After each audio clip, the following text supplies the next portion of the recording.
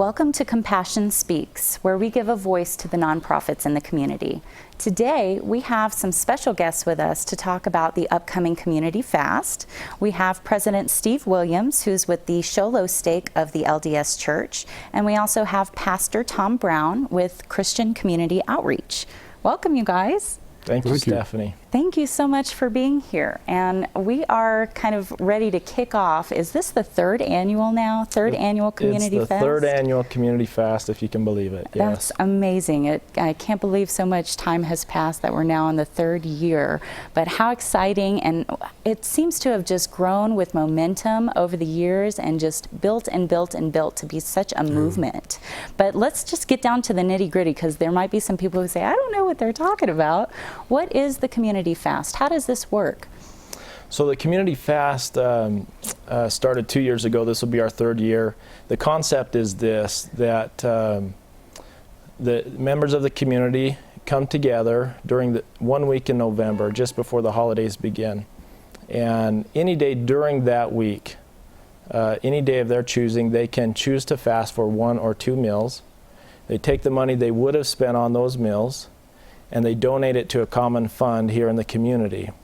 Then 100% of those funds that are collected go to help local families in need. So we work with other organizations that are already in place in the community. Work through the schools, the Safe House, Christian Community Outreach, other nonprofit or charitable organizations to bless local families that are struggling over the holidays. The proceeds can go to help pay for food, or rent, or electricity. They may go for some simple wants over the holidays for kids. But that's the general concept of the fast. I have just been amazed at how much it has grown since its inception, you know, to see all of these people that, you know, during this time of the year where we give thanks, we give thanks for those things that we have in our life that we have to be thankful for. And we also recognize that there are some people out in the community that need what we ultimately may have as well. And how can we give back? How can we provide for those needs? And this is just such an interesting and unique way to be able to do it, you know? Take that money that you would have spent on those meals and donate it to a good cause. You would have spent it anyway.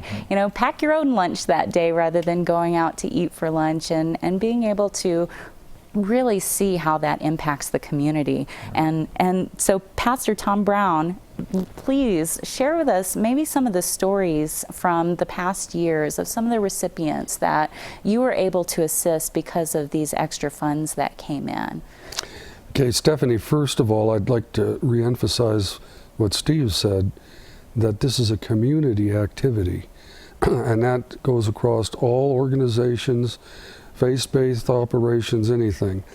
And it's a strong sense that a lot of us have that we are responsible for our own. Right. And I think there's a general attitude across the nation right now that local organizations, local people handle the problems that we have, and we don't depend upon the larger government to take care of us.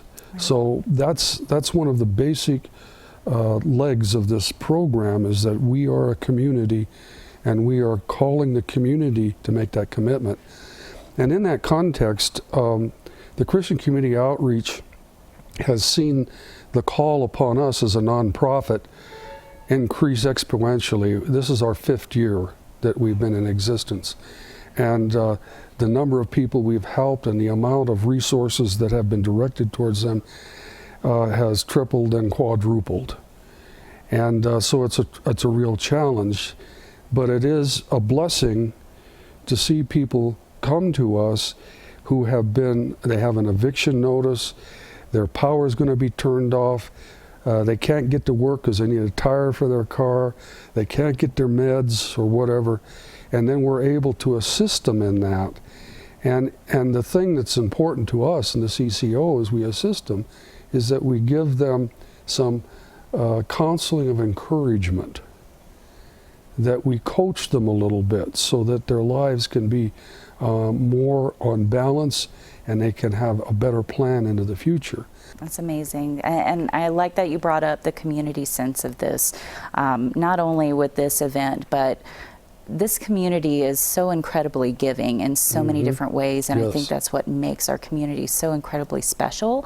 And people are always looking for ways to help, to get involved, to volunteer, or to be able to contribute something to be able to help other individuals and families that are going through and struggling through difficult times in their lives, because we've all been there, we've all struggled, and we know what that's like, and we know what it's like to get a helping hand up, so that way we can be back up on our feet and be able to move forward in a positive direction in our own lives. So it's so incredibly moving to be able to hear how these types of grassroots events are created by people who identify that need, want to do something about it, and want to rally the community to be able to be a part of it as well. So we're looking at this community fast, and we've got some dates down in November for this.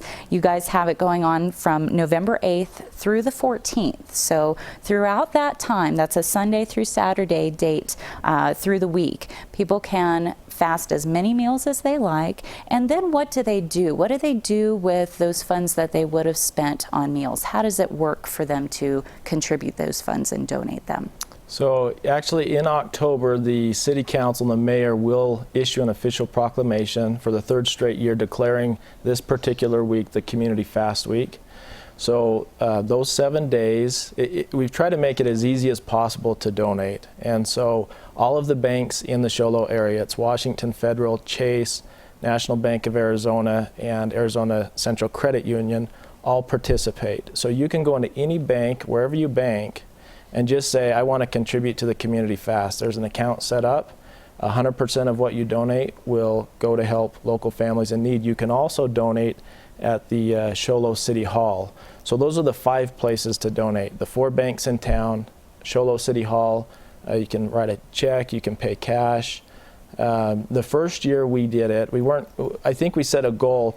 We didn't publicize the goal, but I think the goal was if we can raise $5,000, it will be a success the first year. The community raised $9,000 the first year. Last year we were just shy of $13,000, and so we're looking forward to, there are more people that seem to participate every year, and the word's getting out better, but that's how they would contribute. We ask you to consider fasting for 1 or 2 meals, but you can do more if you'd like. Take the money you would have spent or more. If you want to be more generous, you can. Donate those funds. 100% will go to help local families. There's no administrative costs. All of that is donated. 100% will go to individuals and families. Yeah, we wanted to emphasize too that the Community Fast is a 501c3, and that local businesses are certainly invited as they feel so led and have compassion to make a contribution to the fast. We're not limiting this. We're not saying to the community, well, you can only contribute if you fast. We're not saying that. Right. And in fact, the whole month of November, as far as we're concerned, is open to receiving funds in this respect. And so people, are concerned, and I don't blame them, about where their resources are going and how they're going to be used. And as Steve has mentioned several times, everything goes to helping people and bringing relief to them. We do not have any administrative costs, and we are concerned that people who need to have it will get credit for their giving. And that's because we're 501c3. Right, and I like how you brought up too, businesses, trying to invite them. What if they were to, open this up to their employees and say, this is something that we'd like all of our employees to participate in at some level. That would be a really unique way too to help to build that support for this movement. This is the first year that we're a 501c3, so that may make a difference. Can I tell you about the wrap-up of the Community Fast, Stephanie? Yeah, absolutely. So last year, for the first time, we had a wrap-up. We called it the Community Fast Celebration. It was held at the Show Low High School Auditorium, and the program was such that there were 6 different churches that came and performed musical numbers. In between each musical number, there were representatives from different organizations that had received money, and they came and talked about who the money went to, and some really neat experiences that came as a result. And then the mayor gave the concluding remarks. We'll do that again this year, and that will be on Sunday, November 22nd at 6 p.m. at the Show Low Auditorium. And it was so incredibly moving to be a part of that, representing the Safe House as receiving some of these funds from the Community Fast, and how it impacted the kids at the shelter, being able to provide for them winter coats and small little toys to make their Christmas so incredibly special as they're in shelter and essentially homeless due to domestic violence. And a lot of the students at the elementary school that were needing different items of clothing as well benefited, and to hear the stories of how it impacted those families that were able to receive these special gifts or assistance was so incredibly moving. There were people crying in that audience hearing those stories because they wanted to know where this money went, that they helped to contribute to, and by hearing those stories they were able to see exactly how much of an impact their participation had. And so I'm just so incredibly excited for this again. So I just want to quickly wrap it up here. So we have November 8th through the 14th, but people can contribute throughout the month of November at the participating banks, which are all of the banks located within Show Low or at City Hall. And then you guys have the wrap-up celebration on the 22nd of November at 6 o'clock at the Show Low Auditorium by the high school. And is there anything really quickly that you want to throw in there to let people know how to get in touch with anybody or be able to find out more information if they have any questions? If they have questions, they can ask City Hall. The mayor is part of the committee on the Community Fast. He's very supportive. They can reach out to myself or Tom Brown, Steve Heckathorn, or Ed Muter, the city manager. Any of them can answer questions, or Kathy Sandoval at National Bank. But thank you, Stephanie. You've been a tremendous part of this as well, and the success of it. We appreciate your time having us on today. Well, thank you, and good luck with it again this year. I hope that it keeps and continues to grow year after year. Thank you. Thank you. And stay tuned. We'll be back with our next guest in just a few moments.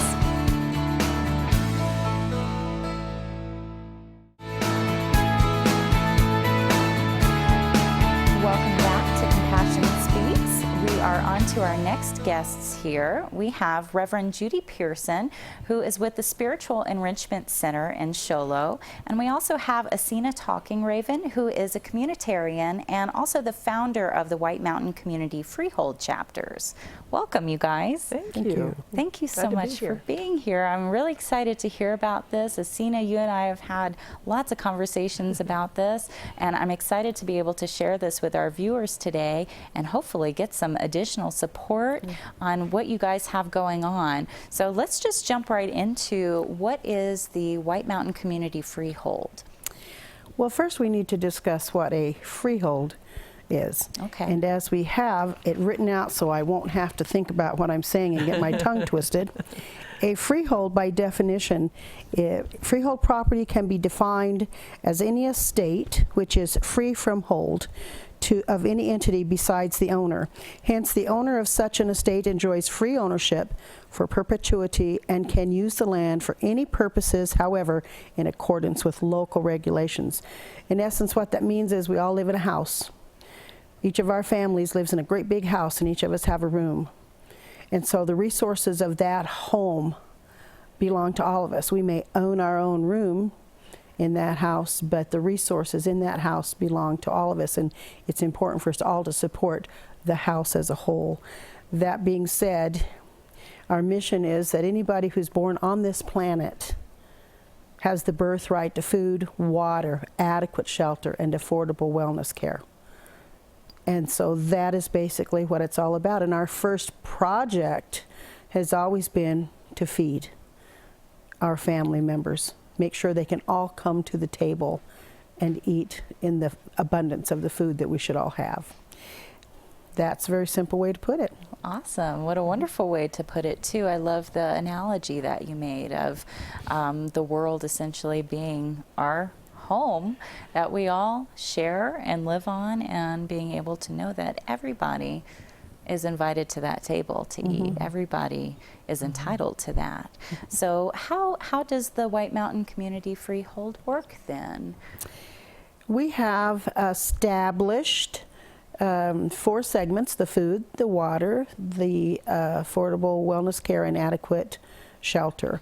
And to that end, our first projects that we did was our food drives. So every year during the holiday season, we do not want to interfere with any of the food drives that are going on because they're going to take care of our community people now. Our food drive kind of goes around the edges of that and works with the small businesses and the home-based businesses to do the food drive.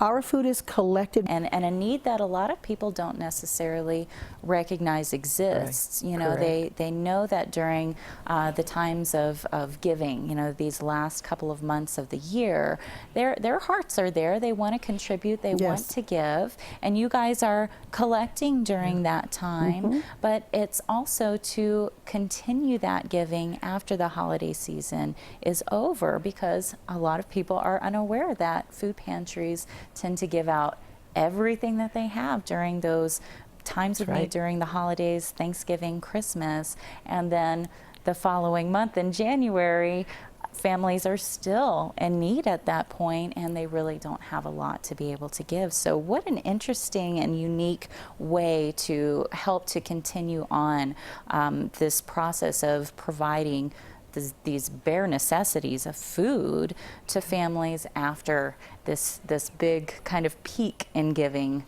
and the giving season happens during November and December. Yeah. The thing that most people don't realize, that in Navajo County, 1 in 3 of our children suffer from food insufficiency, the new PC term for hunger. And 1 in 12 of our households in Navajo County suffers from food insufficiency. And that's in part because we have a large number of senior citizens who live here and people who live on very limited incomes. And so their food insufficiency is huge in our county. And you don't think about it because you don't know what's really happening to your next door neighbor. Right.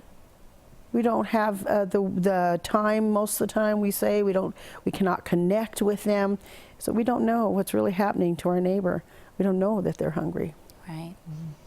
And I'd like to segue to you, Judy, and talk a little bit about the Spiritual Enrichment Center and how you guys function and what's your involvement in this process. Well, our main purpose, the reason I founded the Spiritual Enrichment Center, was to help people heal themselves, to give them tools on how to heal themselves, because what it really amounts to is, what are you thinking and how do you change your thinking? However, that's making it very simple. Right. But the idea is not, the reason I'm connecting with Asina is because we know that if you don't eat well, you don't think well. And if you don't think well, you just take what's in front of you. You don't have a drive, an interest, a spark in life. You've lost that. And when you're eating well and when you feel good, you're able to help other people and build your community. Right. And this, to me, is just like the next best step. When we're able to collect and help her, help this association collect the food for the county, we're making a big difference. And so, between all our efforts as a healing place, a center for learning things, we're also a place where we want to be able to give to the community the essentials of the things that people should have ordinarily. This is nothing you should have to, that's special. This is absolutely what you absolutely need every day, And so, and in the same sense, this being healthy is essential, is exactly what you need and as your God-given right every day. So I just support this in that's what we all want. Right. We all want to see that. So. Right, and everybody deserves that. Everybody is entitled to that. It's a God-given right, as we both have said. It is a birthright. It's a birthright. It's not something that we should say, oh yeah, now that they're starving, we'll feed them. No, this is our right. We should all be healthy and happy. And to tie that all around to one of the other points of a freehold is the affordable wellness care. Well, affordable doesn't mean that it has to even cost money. because she's doing something with her organization that we're doing with ours, teaching people, educating them, because wellness comes in knowledge and bringing that into your lives.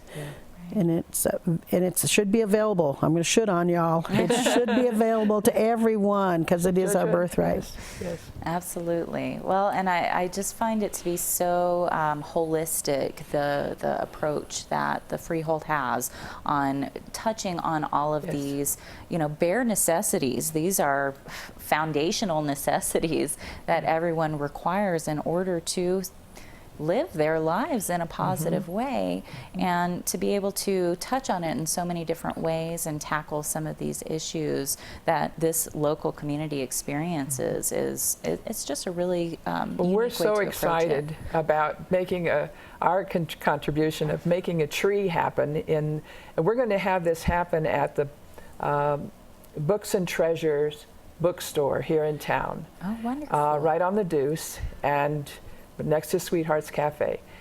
Some people have not been there, but it is a neat bookstore.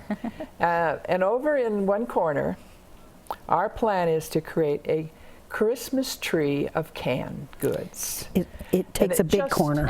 Gets bigger, doesn't it? Our plan is it just gets bigger and bigger and taller and taller. Oh, wonderful. And as we do that, we want people to come into the bookstore. That's one of the places to come and drop off canned goods. And we'll have other places around town that will also be contributing, and you can go in and get a little bargain or a little something will happen, and you drop off a couple of canned goods. Wonderful. We will go Or collect just non-perishable those. food Or items. non-perishable, excuse me, yes, Yeah, non-perishable foods. We only need cans for the tree, but we do collect non-perishable Right. food items. So- Anything and everything. Macaroni and yeah. cheese, whatever. Yeah, whatever it yes. So, so I really, and when we get through it, get it built, the tree built, we'll be having a little party, a little welcoming and tree lighting and And the Grinch will be there. fun stuff. It's just going to be fun. Oh. But also, like I said, a big start.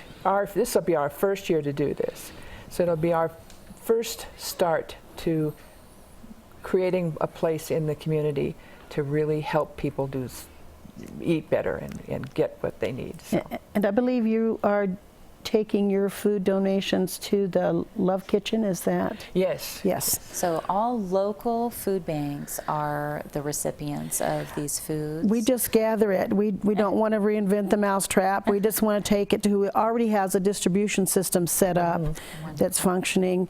And we take ours to Shepherd's Kitchen in the Snowflake Taylor area. Each chapter has a geographic area, and they take care of their own family in that house.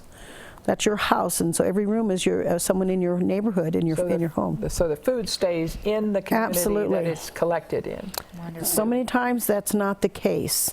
So be aware of the food donations that go on during this time of year. Where is that food and money going? Right. Is it going out of your house into somebody else's house? Not that I begrudge them, but we need to take care of our own house first, our own community first, our own chapter area first. Then we help each other. Right. And we Well, branch that's out. what you guys have partnered up to do. You guys initiated this in the Snowflake Taylor area, and now you've branched out to other areas as well, now into the Show Low Pine Top Lakeside. We had to figure out how to do it. This is our third year in Snowflake and Taylor for the Snowflake Taylor chapter of the White Mountain Community Freehold. And every year we have the tree, as Judy has said, in a home. In a home, yes, in a business. And one of the smaller businesses, one of the local businesses. And each year we found that we have to have a bigger space to have it in because the tree grows. Last year in Snowflake Taylor, we had the tree at Benefit Intelligence. And we collected over 3,300 items of food. I'll be glad to email you a picture of that tree because it's huge. And the food is stacked up all over the place because the tree only holds about 1,500 items of food, cans of food. This year our goal is 5,000. So the Naturally Wired World Cafe at 71 South Main in Snowflake is the home of the tree. Wonderful. And we have our own huge space this year, so it's going to be even more fantastic. Right? One of the other things that we didn't say was that if you don't have or can't bring canned goods or non-perishables, we have a collection jar there that you can just put some little cash in. Oh, It doesn't matter how much, of course, because we know it'll all grow. Then we take that money and we go to one of our local businesses and we purchase food to go into the number that they're getting. In Snowflake and Taylor, we usually purchase our food from Ed's IGA and the Dollar Tree. In Taylor, we purchase the food from the monies that are donated to us to go into this tree. Wonderful. Yeah.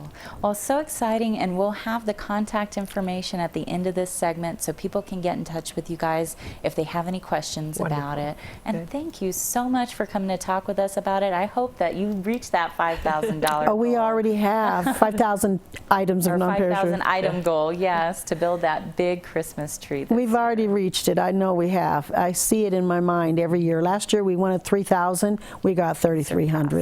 Yes, so we'll reach it. Set a goal, Judy. Yes. Set a goal. Set a goal. That's right. Wonderful. Well, thank you, Judy, Asina, for joining us today. Thank you. Please tune in next month to hear Compassion Speak.